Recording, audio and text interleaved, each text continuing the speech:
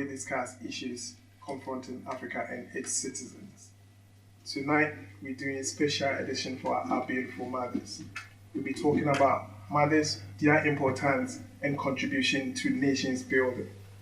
And I have here Eunice, a film producer, and I have Dr. Baba Noble Ferrickson, and I have Dorothy.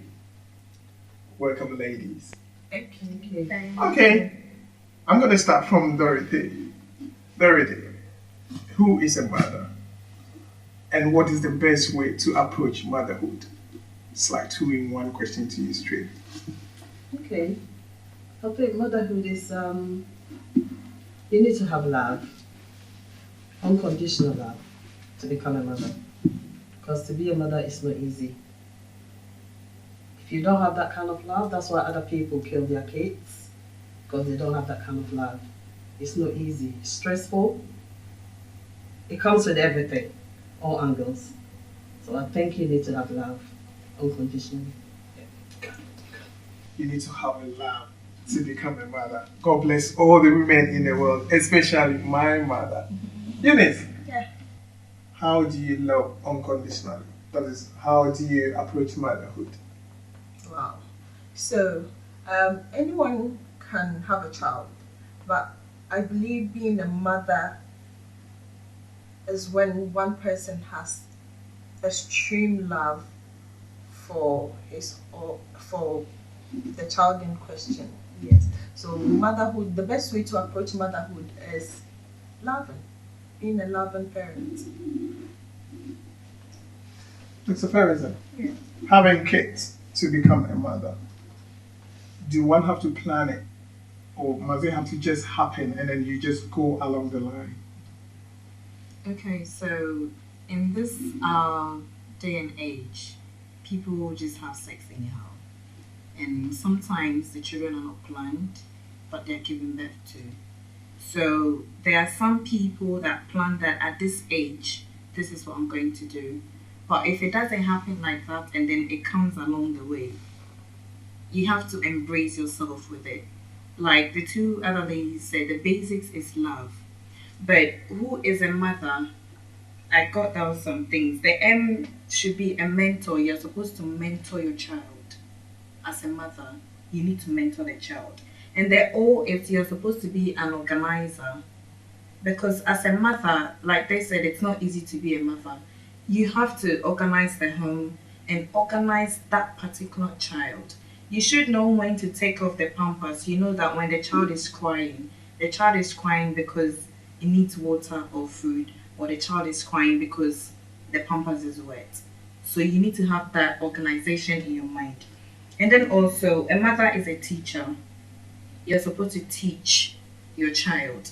Because I believe that before you go out there, everything you put out there is what has been put in you at home. So whatever your mom teaches you sticks better than what your dad teaches you. Sometimes, because most of the children are closer to their moms than their dads. And then also, a mother is a homemaker. You need to make the home. Not just for the kids, but if you are married, for your husband.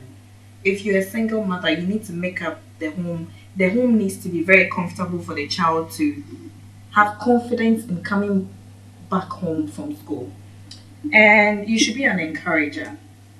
If your child goes out there and the child has been beaten in school or something happens in school and the child comes home, you should be the person to be there to encourage your child.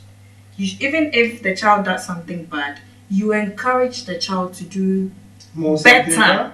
No, to do better next time than always being hard on the child. Why did you do this? It shouldn't always be like that. You should encourage the child. You didn't do well. I think if you do it this way next time, it's going to be good.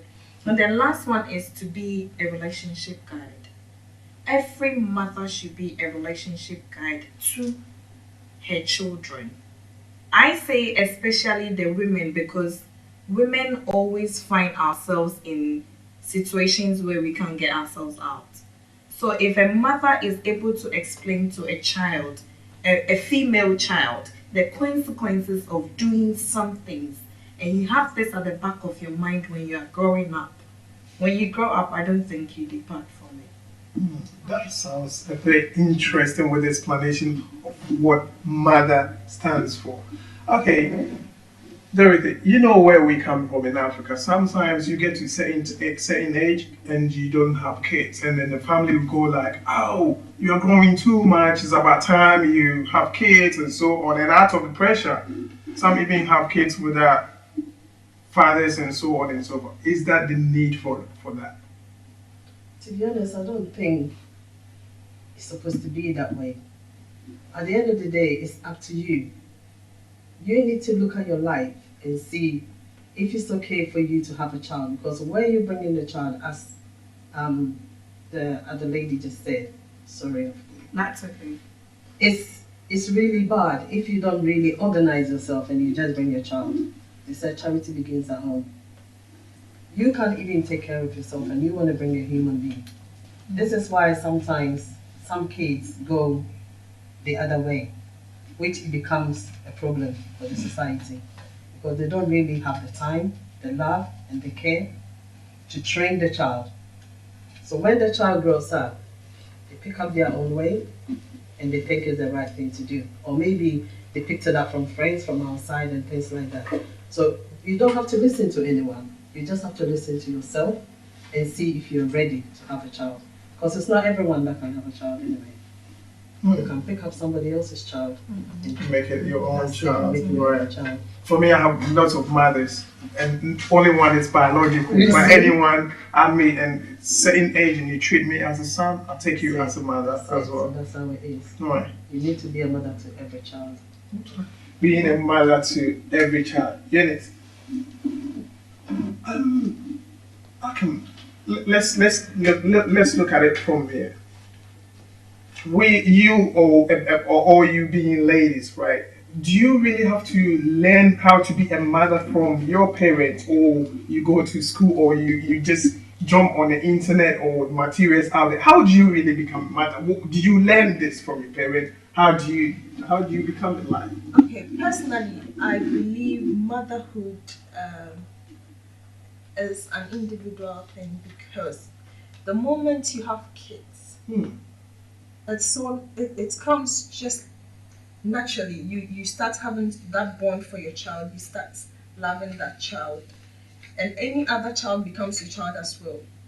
So in that sense, it's not just learning from your parents, but you having your own child gives you or introduces you into motherhood. Okay, in our African society, I would say we learn one way or the other from our aunties, from our mothers, because you find out that in Africa, for instance, every child in the home is corrected by an elderly woman or even just on the street, you can be corrected. Yeah, you can be if you're corrected. messing up. So in that sense, everyone learns through that process. Okay, so when I go out and I see a child doing something wrong, I can correct the child. I can help the child.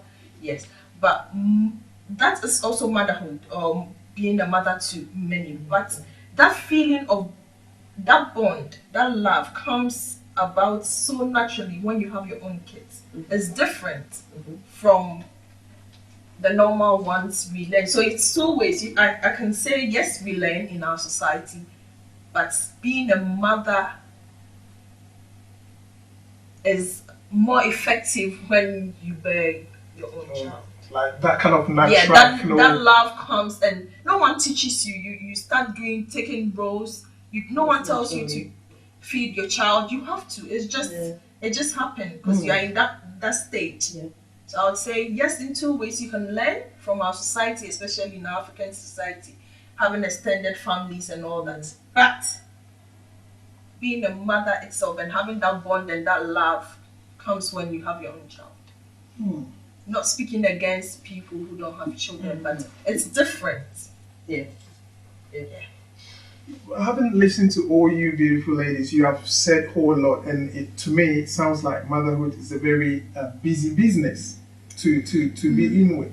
So out of all this busyness or chaos, let me say chaos, how do you find peace? Because Because I don't know how you ladies do it. A mother could be feeding a baby at the same time cooking. I tried it. I tried to multitask and I burned my cocoa on the other day. And it was just incredible. How do you guys do it?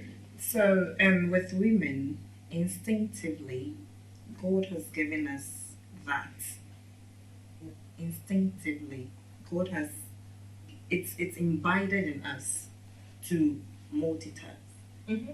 A woman is able to cook, wash, clean, bathe a child at the same time.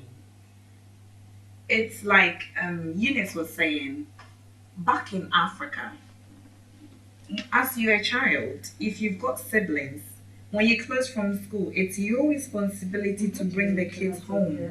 When you bring them home, you need to find something for them to eat. Yeah. So that is where it starts from. When you get home, you take off your uniform, you take off the uniforms of your siblings, you go to the kitchen, even if the food is already prepared, you warm it up and then you share it amongst them. Doing that when you grow up and you're on your own and you have your child, once you've already started doing that already, that organizing bit is embedded in you already. So you're able to do certain things at certain times all at once. But there are other ladies who are lazy as well. Mm-hmm. They don't care about anything. Yeah. It's just, I would say, it's an attitude or a character. And it all boils down to where you are brought up from. If you grew up with house helps and you're not doing anything, it gets to a point in your life you realize, oh, I'm a woman. Yeah. I've missed a lot. I've missed a lot. What am I supposed to? I'll use myself as an example. House helps doing everything. Washman coming home to wash everything. The only thing I washed for myself was my panties. Until I went into the nursing school. The first question I asked was, do we have a washing machine here? At where? Which In the nursing school in Ghana. And the house mistress said, we do have washing machines. It is your 10 fingers. Wow. That was a brilliant answer. That was a very That was good a one. good one, So yeah. I appreciated the fact that I'm in a place where I'm different from everybody. Everyone. Everybody knows how to do it except me. Yeah. So I had to learn how to do it. And I learned how to do it. And once I learned how to do it, now that I am grown up, I realized I missed a lot, but I catch up with something. Yeah. So sometimes where you are coming from wouldn't help you enough. But when you get to the environment where you'll be able to learn, Yeah. you learn quickly, because when you grow up, like they always say, it's like a joke, but if you don't take it serious, you realize you That go could out happen. there and then it happens Okay. to you. All right, that is interesting. But as if I'm trying to make motherhood or raising kids as just a business of women, but actually it takes two to tango. Yeah. That's right. It takes the power of a woman, a woman and a man to make kids. Yes, sir. Dorothy, you as a woman, what do you require your partner or husband to do in the process of raising up your kids? Well, to be honest, as we were saying earlier on, that also comes naturally. It depends on the person, because some men, when you go ask them to do something for the child, they get upset. They think like you're trying to control them, trying to tell them what to do. So I think fatherhood comes naturally. You don't have to ask, but there's other men that really, really helps out at home. They will love to feed the kids, love to give them a bath, whilst you women cooking. It's like a teamwork. So you just need somebody who have that kind of mentality that will come in and then make it feel like a teamwork. But sorry to say this, I'm not saying about all Africans. It's some African men think they are the head of the house. So at the end of the day, they don't have to do nothing, which is really wrong. This is 21st century. Women are working, men are working. We need to have the bond to look after our kids. At the end of the day, it's not just the woman that had a child, that had the baby. You as well. That's right. I quite remember there was a friend, long time. Anytime we go out or anytime we meet up, When the child is crying, the husband will be like, Obani Sulu Nana. Or he will go and get the child and then straight on to the mom. Yeah, that doesn't add up, does it? That's it. For me, personally, I change pampers, I beat my kids and everything. I don't shy from it. It's because it's my responsibility. And you got the love for That's your right. child. You're not looking after somebody to be doing it for you. That's right. You feel like it's my responsibility for doing it. But this majority of the men thinking it's the women's business. Do you understand? To be doing that, and which is wrong. We need help. Yeah, I'm going to throw the same question to Eunice for a minute. And Eunice, what would you require your partner or your husband to do in helping grow up your child? Okay, so it's a teamwork. What I can do, he cannot do. For instance, let's come to the question you asked about ladies multitasking and all that. That is why even when God created us, men are not the ones who carry the children. It's women, because we can do that and do other things at the same time. Because that's how we've been created. But when it comes to the home, raising kids are different. There's a different ballgame. It's two people who made to have the child. That's right. So I believe those two people should come together to train the child. One, for instance, the mother might be all nice with the baby or with the child. The father can be the strict person or the strict character in the home. And you can see that when you have homes where mother, father are present, children are trained or brought up a certain way. That whole responsibility doesn't go to just one person. It doesn't fall on just one person to be the strict person and to be the nice person at the same time, or correcting the child at the same time. So I would say, if I shouldn't tell you to train your child. If you are my husband, I shouldn't tell you, okay, tell your son this or train sex education. Or you should know, it's both of us, our child. We are trying to bring the child up in a certain way. So do your part, I do my part. All right, okay. Do your part, I do my part. Well, viewers, we're going to go for a short commercial break and we'll be right back.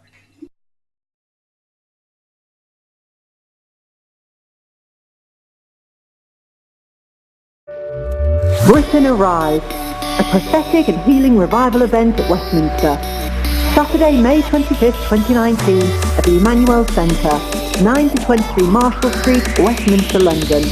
SW1P 3BW at 3:30pm. Doors open at 2:30pm.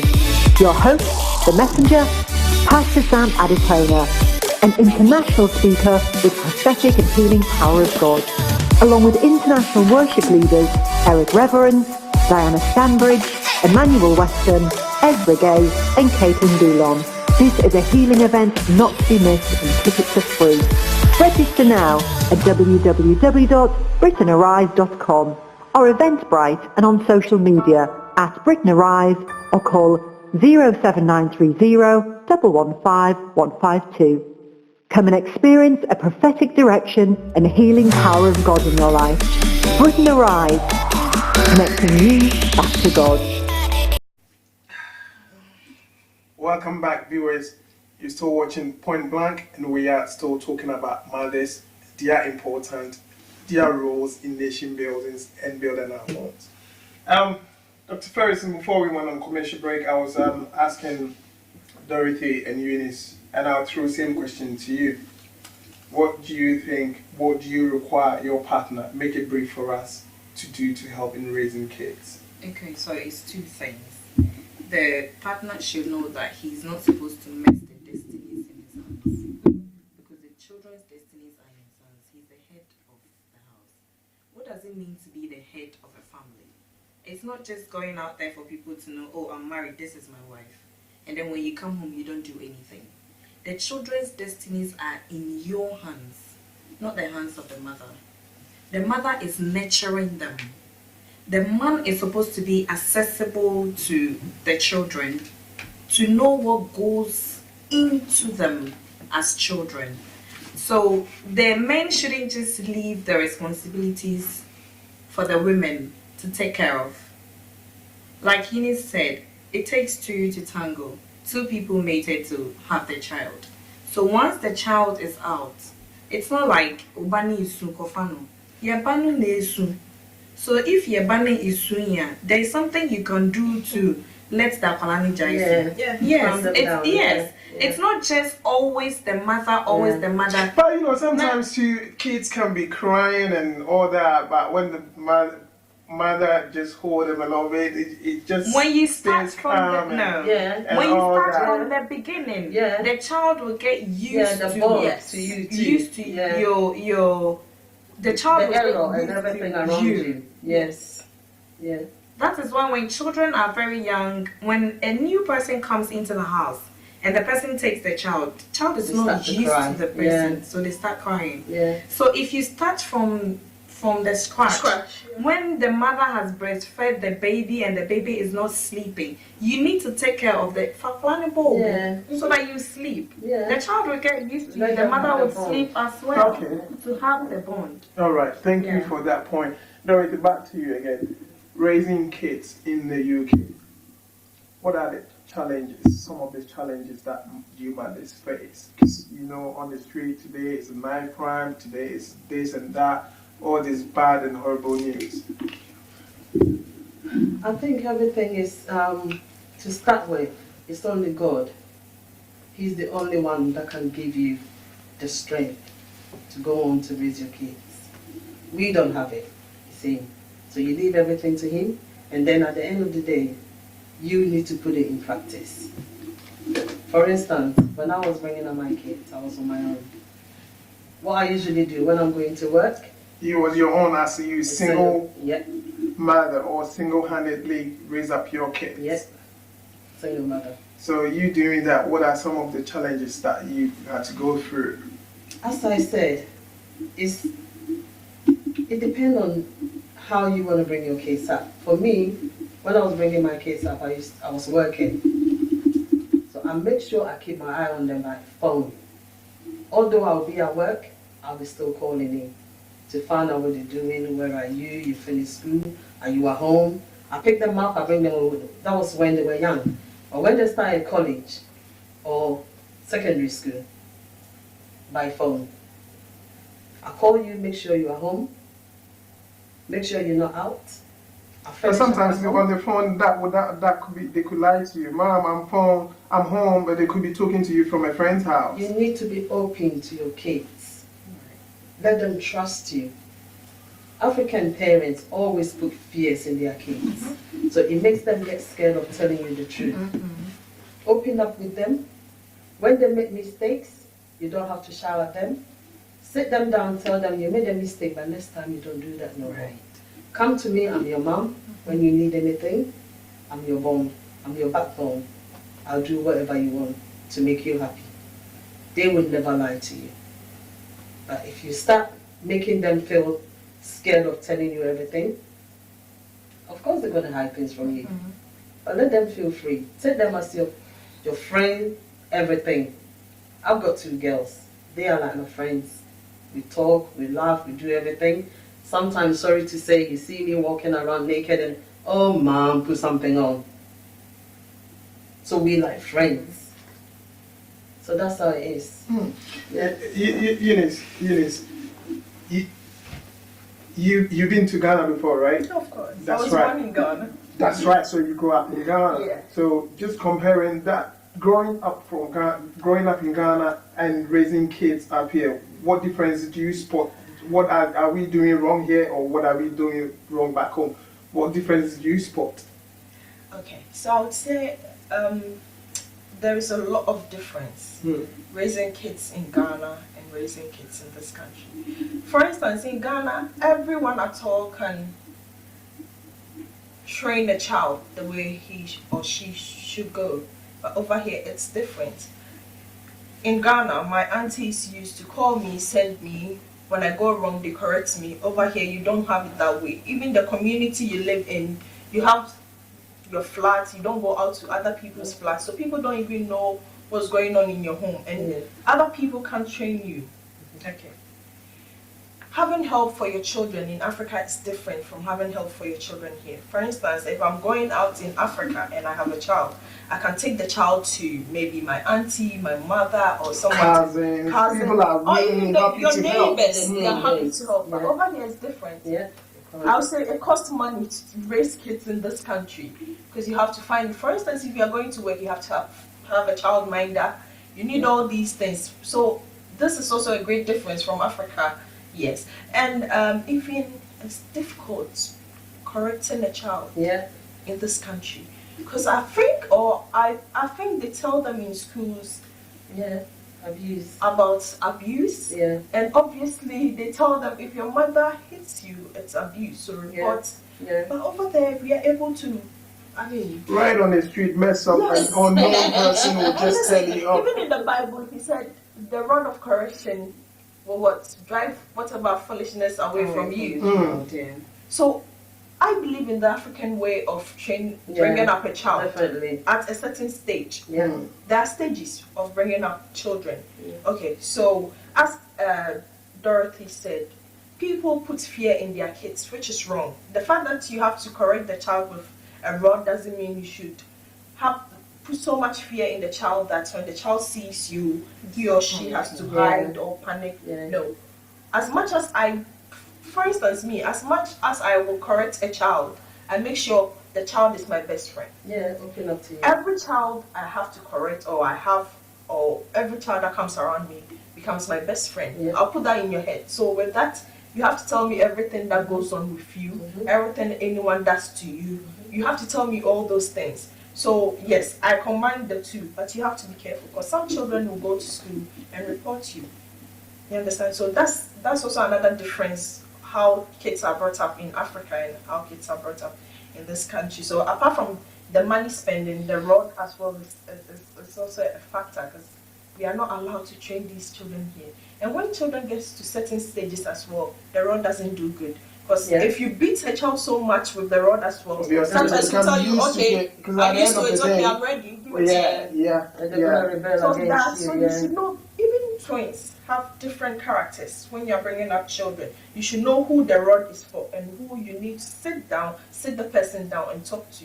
So maybe I'm deviating from what you asked, but these are all part of So there are children you don't need the rod to correct them. There are children you have to sit them down, speak to them, and then they know what they have to do. But in Africa, so the rod has two ways of using it. So it can be bad, it can be good. Because me, when I was growing up, I was scared of my dad.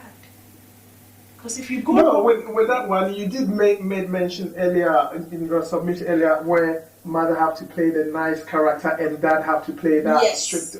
Must that be the case? Because for me, for example, I will give you a typical example where my daughter had done something wrong and the mom goes like, as soon as I think mom goes like, oh, your daughter done something wrong, are you going to tell her off? And I said to her, no, I'm not going to tell her off for her to know that I'm there. You know, sometimes it's the other way around. The mothers are even the strict ones. And what I'm trying to say is we have to balance it.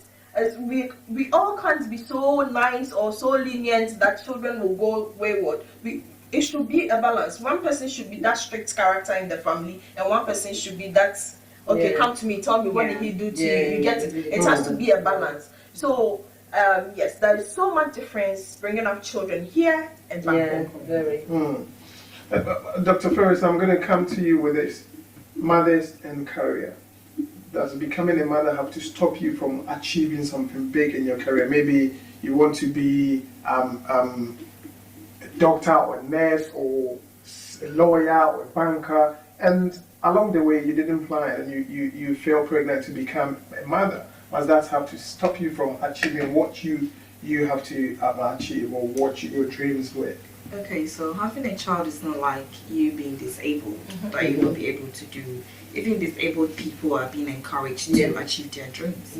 So if you are someone that has a dream and along the line you have a child, the dream doesn't go away because you have the child. Definitely. It boils down to you, the individual, as to whether you still want to go ahead with that dream. But if it's really a dream that is born within you with the burning sensation you want to do it, once you have a child, when the child starts school, You can go back to your dream. It's timing. It's timing. You can go back to your dream and achieve your dream.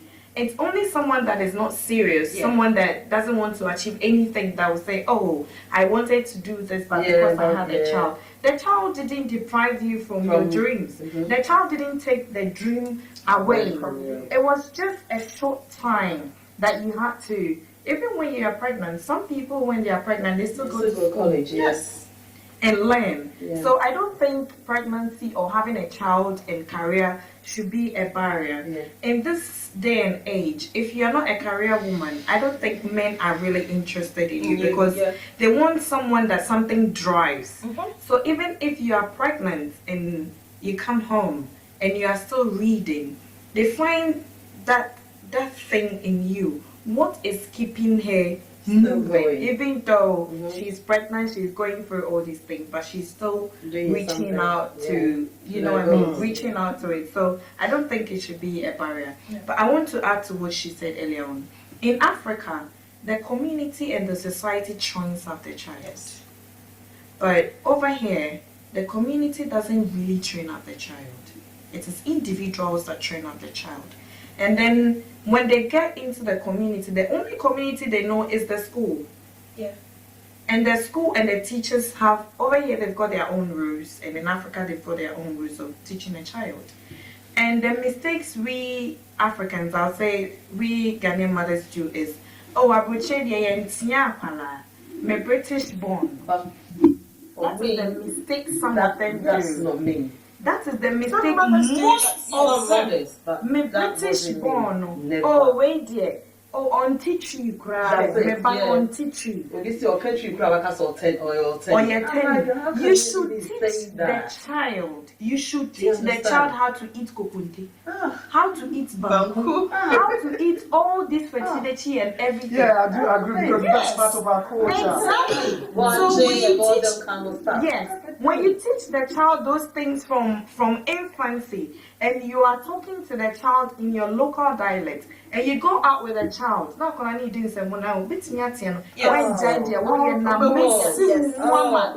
child will be steady.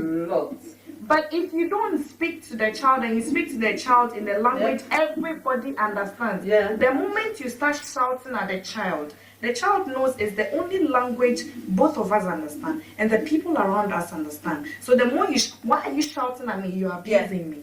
Can I add something to what you sure, said? Of course, submit it. When my first one was around about 3, I had my second one. So that time I wasn't driving, so we used to take the bus. And that time, you can't even take your baggie in the bus. You have to fold your baggie, grab your bag, and grab your child. So by the time the bus gets to, it will be full because everyone's going to work. And I'm always late. So one time when we got to the bus stop, I said to my big one, I said, T, bus in the region of no afro. Afro no one. I said, okay, mommy. As soon as the bus got there, she went in. My child is in there. You can't take my child and leave That's right. No. So I have to get in there. So this is some of the example that I want to give. If I did study in English, everyone would be ready to get in the bus. You understand? So it's good to let them learn your language because a white person will never let the child speak your language and not speak their language. Indians. They Nigerians, they teach their children. Ghanaians, we need to do it and all right. Okay, viewers, we're going to go for a short commercial break and we will come right back. Stay tuned. Why?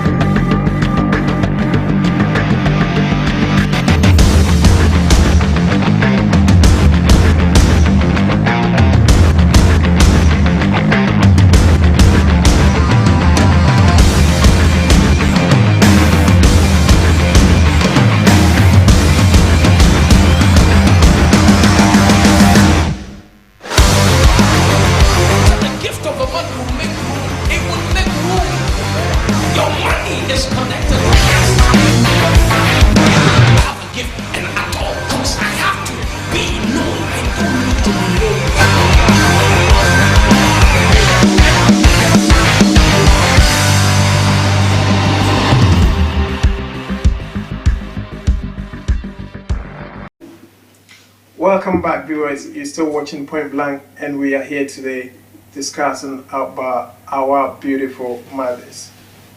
Verity, you have an experience in this country raising kids. How do you correct them if they go wrong?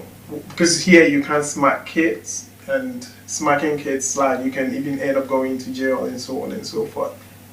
That's true. Okay, I never did smack my kids. Okay. But there's a way of you talking to them. How As do you you be do an that? African child. Okay. For instance, my mom will be looking at you like that. The eye looking along. That will tell you it's a no-no. Hmm. So I learned from my mom. For instance, if we go out and someone wants to give them money, and I looked at them this way, oh no, thank you, no, I don't want it. No, I will be like, oh yeah, JJ, oh no, it's okay, thank you. Jessica, no, thank you. Because they know I'm not supposed to take it. Or we go somewhere and they're misbehaving. As soon as I hold the ear, they know. You just hold it, or you pull it, or I won't pull you it, I'll squeeze just it. twist it. And that tells you that's it. You don't go further. So this kind of thing is that I did to my kids. And they took it on board. So whenever I go out with them, they know if I misbehave, this is what's going to happen. So that's it. One time my second one finished college coming back from school.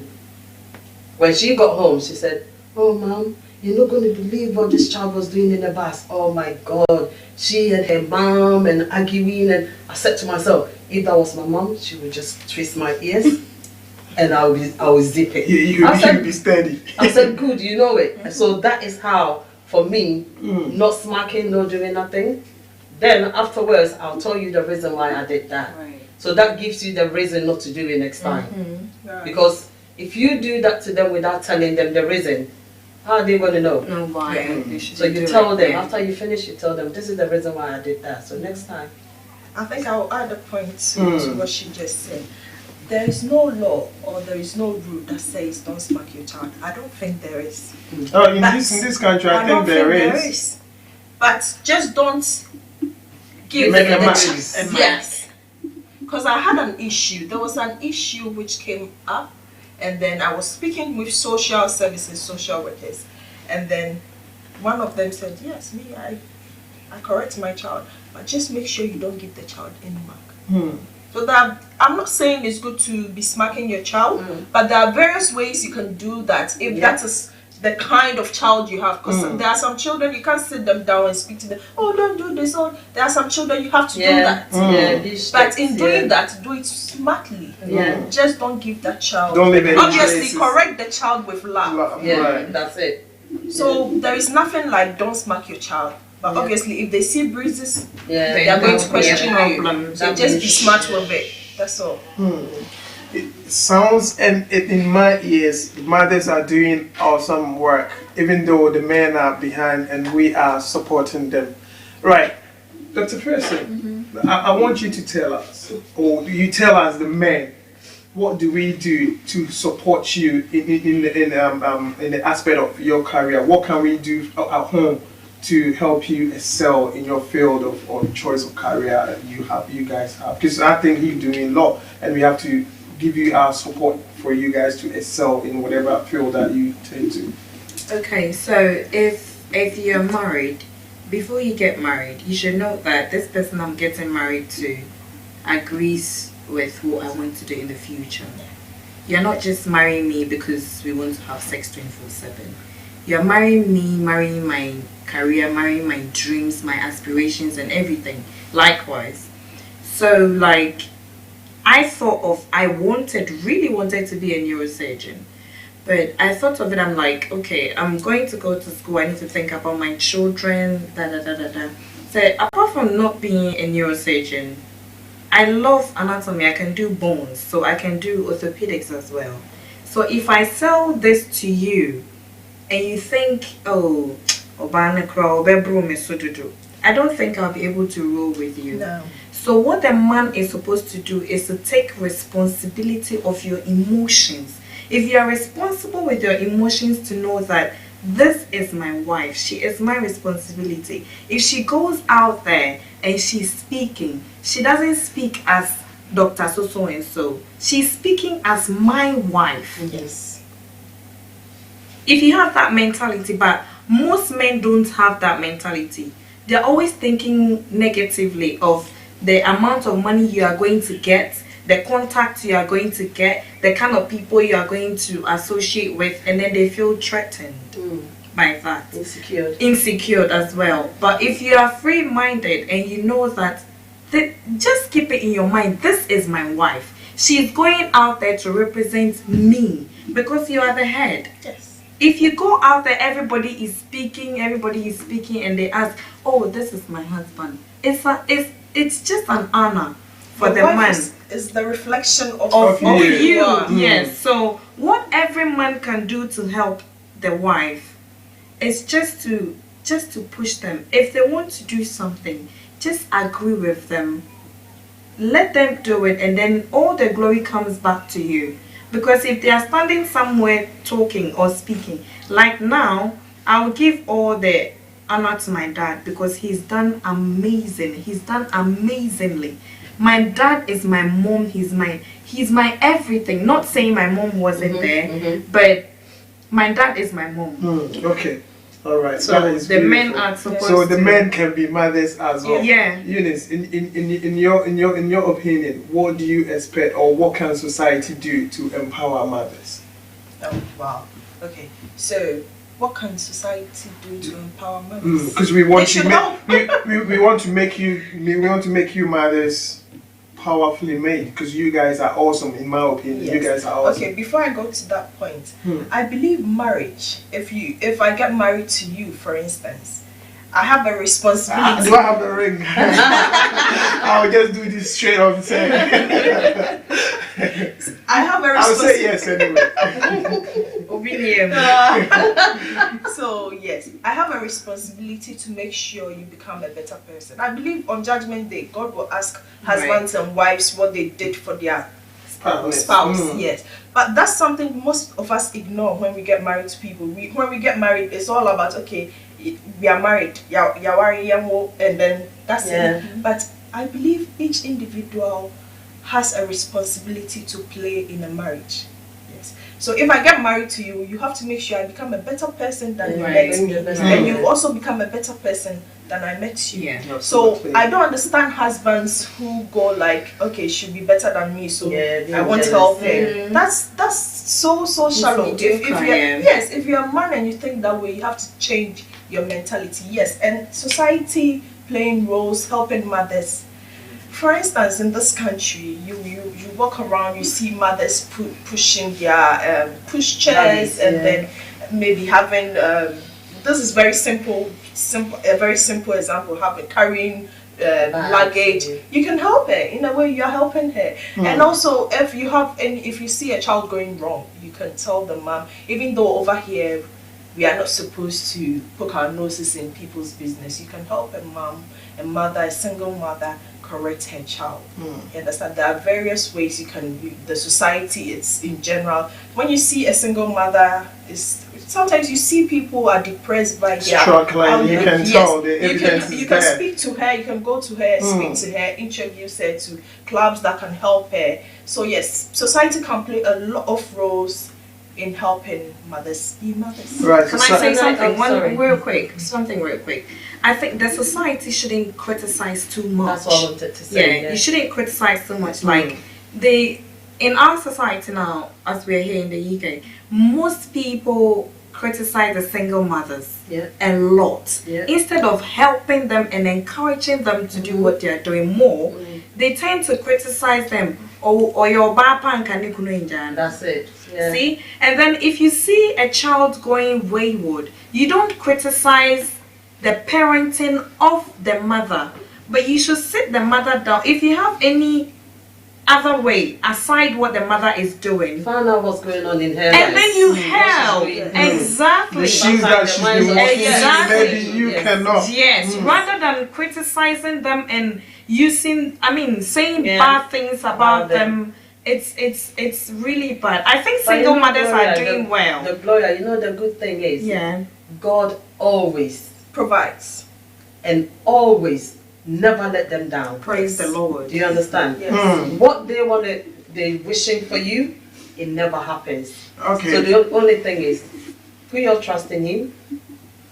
Keep focusing on your kids. Make sure they come out to be a good kid. Right. And that glory comes to you. Dorothy, a mother, how do you measure your success as a mother? How do I measure mine? Your success as a mother. To be honest, I don't want to put my burden on my kids. I know some parents will be like, oh, maybe I don't call you a lawyer, call you a doctor, say the it's good for the child to look after their mom, the parents. But for me, I don't put my burden on my kids. I just love to see them being successful, doing their own thing. I sit back and look after my grandkids and be happy. That's all I want to do. Okay. If they want to get me something, it's up to them. It's from their hearts. They want to treat me as a mother. I'm okay with that. But I don't want to go on about, oh yeah, I looked after you, so now you're working, so you have to look after me. Okay. All right. They've got their own things going on. Going on as well. We ran out of time, and I'm going to stick it to you one more time. A brief word to all the beautiful mothers in the world, the present one, past ones, and even the future ones. Yeah.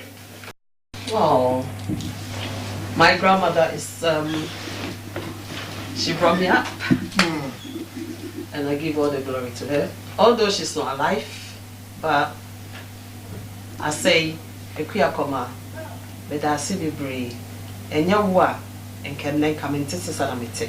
I'm bad, the other children, if you are coming, muscle, I'm a ne, me many but me to why me was soon because me man will be no or hammy. If you 17-year-old, the bear man, Matterton or Hackney, or near down for, or carbon thing, or mommy problem. It's a macacho say, but I see the breed, the other shilling woman. And also I'm there to remember, and I'm a man who's mommy as soon. To me, that's a baby, I will be a may your soul rest in peace. Me pede make a happy Mother's Day to me papa Mr. Farrington. Miss Day, me pede make a day mean show. I had the papa day, a punish him day mean reading. Na in there, na me adum. What can doctors for so? And Miss me come me pede make a day, sister Joa, Minja on tomb. Na mean show. There, at Shrem there, motu madress modestly. Mama ye besia, me dasi. Obi biara nso oye besi oye besia wo ma brabum a wa fa me dey neba no kire me bibi one way or the other ma me pede make dey nyame share happy special. We were created for a reason and a purpose, and we should make sure whatever God grants us or God gives us comes out well, because our success is measured by how successful our children comes out. So yes, and then one other thing I always love to talk about is mothers who are going through any form of abuse shouldn't keep quiet. They should go out, speak out, seek help, because you staying in that marriage or you staying in that home or you staying in that situation wouldn't do any good for your kids as well. So make sure you speak out, make sure you get help, and be the best mother that you can be. And I am so grateful to God for the wonderful mother that I have. My mom is my everything. And to every mother, everyone there are people who are mothers who don't even have their own children. We should just keep being who we are, just loving people, just giving out our best, and one day everything we need will happen for us. This is I will say it's a quick one, because every day I should be saying we love our moms, but on this special occasion, I'll first of all have to start with God, because in Tree we say Yankopoye Obatampa, and without God nothing is possible. So first of all, we need to give thanks to God for our mothers. With me, I just don't have one mom. Yeah, I would have a biological mom, Ablabima. I also have Nasewa. I have my sister, and all the ladies out there who are friends and who have taught me so much about being mothers. I want to say God richly bless you, and just don't give up being a mom. Thank you, God. Just want to say thank you to my mom, Esther Abnamponsa, for all that she's done for me, bringing me up to be the man that I am today. I couldn't have been anything if not for her. I thank you You've always been a pillar in my life. Teach me the right way from childhood to now, school-wise. You've been like a teacher, like guiding me all my life. Yeah, just want to say Happy Mother's Day to you, and I love you. I think I've been the luckiest man on this planet today because I have several mothers. I have a mother that gave birth to me, who I didn't see much. And I also had a mother who looked after me throughout my infancy and then handed me over to another mother who looked after me throughout my period of secondary school. And then she handed me over to another mother who looked after me throughout university. All these women did a fantastic job, and I appreciate it so much. Now, upon moving to the UK, I had a whole new mother looking after me throughout all that I've achieved, all that I've done. And she handed me over to another mother who happens to be my wife. And she has done a fantastic job so far. Nancy, I love you. And I do know that you will grow up to become the best of all mothers in the world. I think I'm blessed. And because of this, I will say Happy Mother's Day to all mothers, and Happy Mother's Day to all young women looking to become mothers themselves. Again, I say Happy Mother's Day. God bless you all. Thank you. My mom, Mami Veronica Abna Nineku, a very happy Mother's Day, and I just want to thank her so much for her support, her prayers, and for how far she's brought all of us. We are 4 in a family, and she's done a really good job in bringing us up, and I really want to appreciate her today. And also, secondly, the next person I would like to wish a happy Mother's Day is my wife, Letitia, and she's a second mom to me. And on this special day, I just want to wish her a very happy Mother's Day. And I love her so much for her support and everything, and that's it. So, thank you. Happy Mother's Day to all women, especially my mother, Victoria Nabuatima, and my lovely wife, Anita Amapukia. I love you so much. Happy Mother's Day. God bless you. Ma fe akel het. Mo yiro me no ho pa ni ya kun to na sa ko ama ya ta ko sa ko ba me bi wona awindok. You know what?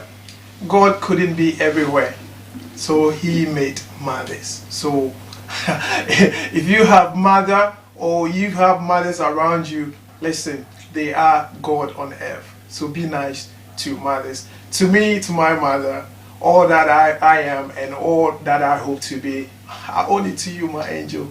I love you, Mom. My mom is Mary. And I love her so much. Happy Mother's Day to you, all the beautiful mothers in the world. We just love you. Massive love from Point Blank team to all beautiful mothers in the world. Happy Mother's Day.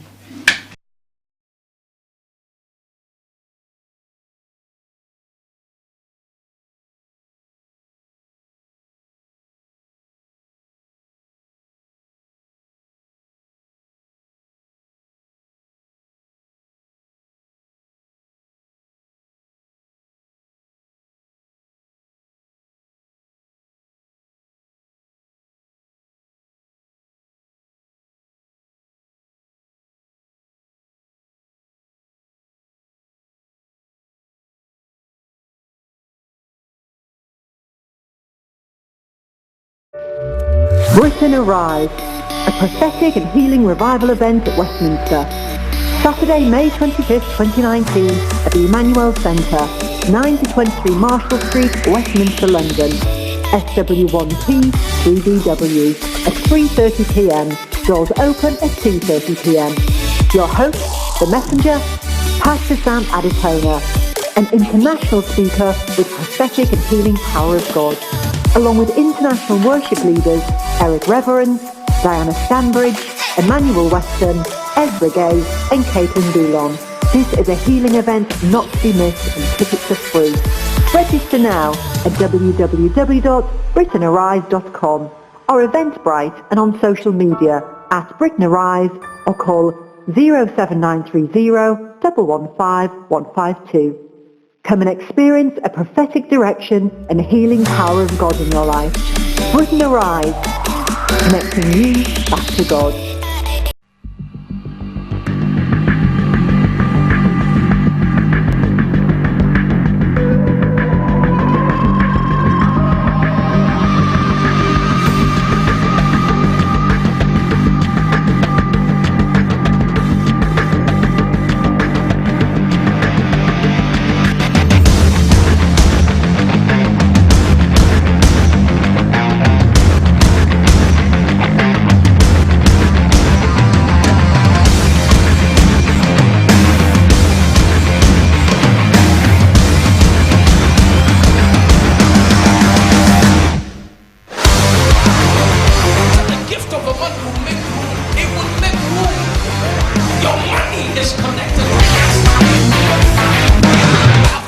And